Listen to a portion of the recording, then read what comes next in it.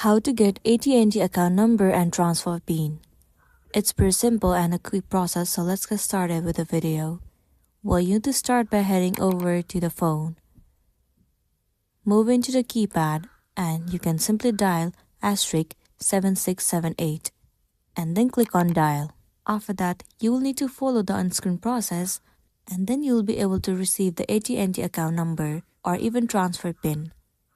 If not, the next thing you can try doing is move into the application AT&T. Wait for a while for it to load. Once you're in this page, simply sign into your account. Once you're inside the account, you need to move into Profile section. Look for account information and billing and payment. Your account number is usually visible there. On many accounts, it's shown near your name or at the top of your bill view in the app. If you can't find it in the app, you can also check your latest bill PDF. Once done, you can also get your number transfer PIN in the AT&T app. The 6-digit number transfer PIN is required by most carriers when porting your numbers, and it expires after about 4 days.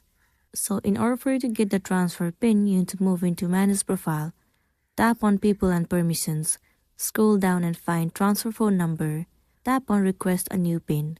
The number transfer PIN will be shown on the screen. Write it down or screenshot it, and then you'll be good to go.